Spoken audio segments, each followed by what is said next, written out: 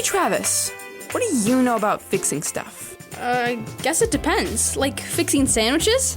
How about trucks? But what makes you think I know anything about that, Joel? I don't know, but it's what we're going to be talking about this morning. What does that have to do with the Bible? One way to find out. Let's listen in. Hey, Ivy, did you order the engines on the checklist last week? Yup, sure did. How about the brake pads? Sounds good. The headlight fluid? All taken care of. Ivy, can you pay attention for a second? Come on, Sage. I ordered all the stuff we need for a month and then some. You're sure? Yes. Even the leaf springs for Mr. Carlson? I'll have to check that one, but pretty sure, yeah. Ivy, that order was supposed to get here last week. You mean you still haven't ordered them? It's on its way. Oh, look, a customer. Good morning. We're not done talking about this. Morning, ladies. I've got something going wrong with my truck. Kind of a spluttering when I get it going. Do you think I could get it looked at? Our pleasure, ma'am. Here at Sage and Ivy's, we pride ourselves in the quick assessment and repair that only you can find here at Sage and Ivy's. Are you going to take a long time? I've got a meeting I have to be at in a few hours and it can't wait. We'll take a look and see what the damage is, and if we have the parts in stock, there's a good chance that we'll have you out of here in time for your meeting. Great. So what are you checking first? First. Yeah, let's get this show on the road. I don't have all day. Show. Oh, right, show. We should check to see if the radio's working right. We what? Why would the radio be the problem? Basic mechanics, ma'am. Never assume you know what the problem isn't before you know what the problem is. Am I paying you by the hour? Most definitely. Sign here, please. Now where's the radio power switch? Ah!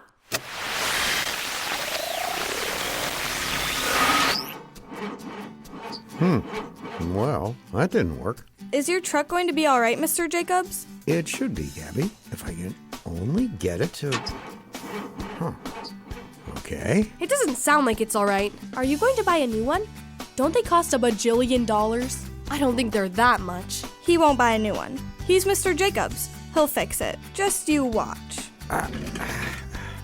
Could one of you girls slide the socket set to me? The socket set? I know what it is. Here, Mr. Jacobs. Thanks, Ivy.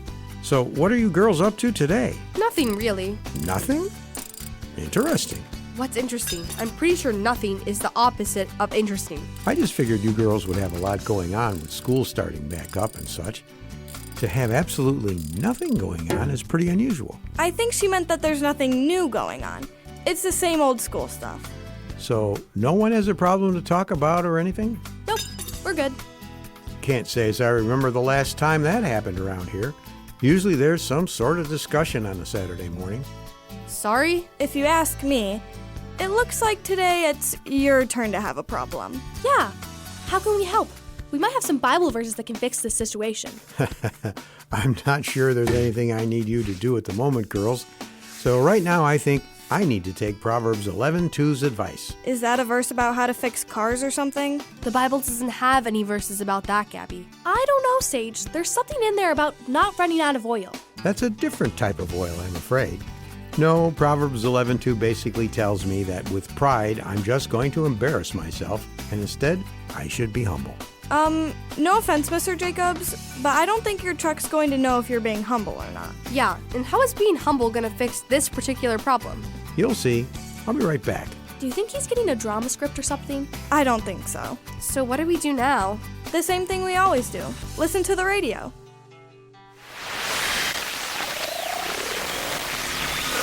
All right, Mr. Jacobs, she's all hooked up. I'll take her into the shop and have Lester look her over and give you a call. Thanks, Jim. I appreciate it. Man, oh man, the garage hasn't changed much, has it? Nope. The kids have come and gone over the years, and I've made a few improvements, but yep, just about the way you left it. Well, I'd best be off. Good seeing you again, Mr. Jacobs. Bye, Jim. That's how you're going to get your truck fixed? Getting it towed? Yep, it seemed like the best option. I mean, it works, but I don't think I can say you fixed it. You got someone else to do the job for you. That's true.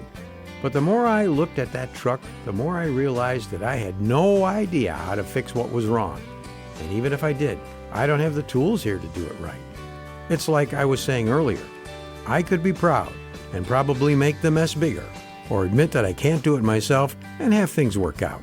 I don't think we're buying it, Mr. Jacobs. Yeah, when I give up like that, I feel like a quitter. And my dad says when things are too hard, That's just a sign I need to try harder. Yeah. Aren't there Bible verses that tell us to do hard things and not to give up? These are all good questions. But I think there's a difference between giving up on what we're supposed to be doing and knowing that we can't do something and asking for help. Well, I think you're going to need to explain because they both sound like the same thing. All right, to start things off, yes, Ivy, there are Bible verses that tell us not to give up when things get difficult. James 1, Romans 5, Galatians 6, and other passages like them encourage us to keep pressing on when we're doing what is right. Oh, I think I get it. Get what? It's the last part. God tells us not to give up, but he's talking about when we are doing what is right specifically. Exactly. When God calls us to live for Him and follow His teachings, He knows it's going to be hard, and He urges us to push on because there are great rewards in the end. You're sounding a lot like my brother's hockey coach.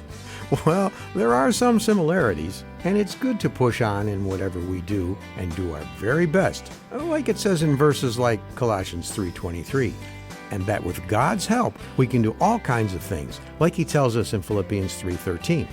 The thing is, not everything we can do is good, and not every good task is ours to do. You mean there are good things that we're not supposed to do? How does that make any sense?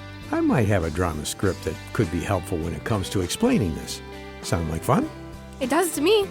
Great. I'll be right back then.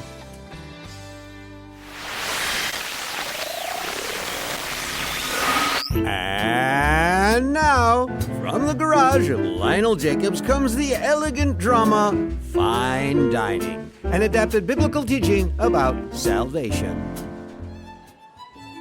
Wow, this place is really fancy. Look at those windows. Are you sure we can afford to eat here, Christy? Would I take a friend to a place I couldn't afford? Relax. This dinner is my gift to you. Happy birthday. Well, Good evening. Do you have a reservation, ladies? We don't, but that shall be all right. Just put us at table 5A, if you please. 5A? That means... That's right. Here. This should make it worth your trouble. Indeed. And would my ladies guess like a menu? Thank you. Wow, they must really like you here. I suppose. Take a look at the menu. What? What is it? These prices! I didn't know it was going to be so expensive.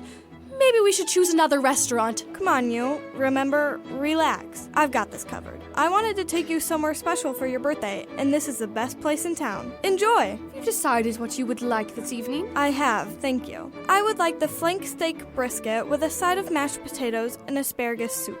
Very good. And you, ma'am? She'll have the same as me. Very well. Why'd you do that? Do what? Don't you want a delicious meal? You love steak. But the cost. Oh, Posh. Relax. I've got it covered. I can't have you doing that. My meal alone is going to cost as much as a new car. What am I going to do?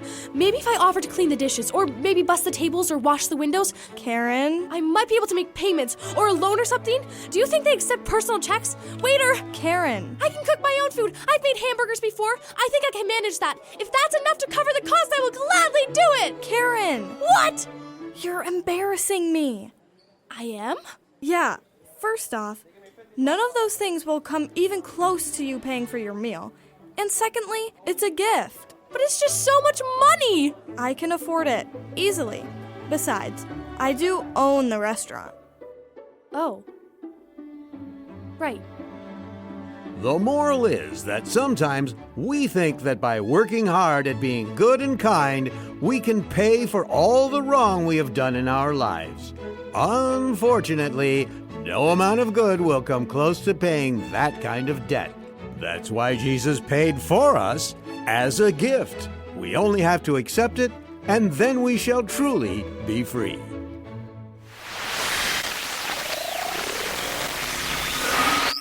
You know, I'd forgotten how big the garage is when the truck isn't in here. I might just have to throw a party so it doesn't feel so empty. What do you girls think? As long as I'm invited. It's a deal. Mr. Jacobs, I still have questions about what we've been talking about. I'm still thinking about what you said about sometimes even though something is good and right, we might not be supposed to do it. Yeah, that was confusing. How is doing the right thing wrong? There are a few ways, and the first example I have is from 1 Corinthians 14. This section of the Bible says that when we are worshiping and teaching in church, we should take turns and not interrupt each other. Apparently, because everyone was doing their own thing all at once, no one was benefiting from it, and God had to give some instructions. Well, that makes sense. But that's not really saying you shouldn't do the right thing. You just have to wait for a little bit. And that's true. And speaking of waiting, that leads me to my next example in the book of 1 Samuel chapter 13. The king of Israel at that time, King Saul, was waiting for the prophet Samuel to make a sacrifice to God. Was this some sort of special sacrifice or something? I'm guessing it had to do with getting God's blessing before a battle. She's right. Wow, impressive. Anyhow, Samuel was a little later than expected, and the army was getting scared. This was a bad situation, and so Saul decided to fix the situation by disobeying God and making the sacrifice himself instead of waiting for God's chosen prophet to do it. So I'm guessing that was bad. Good guess. Back then, only prophets and priests of God could make sacrifices for the nation. As you might guess, Saul was neither at the time. It's like I was saying earlier. Sometimes God has someone better suited for the job, and when we try to do it ourselves instead, we can end up making a big mess of things. Like you and your truck? Not quite the same as making a sacrifice to God, but I can see how it fits.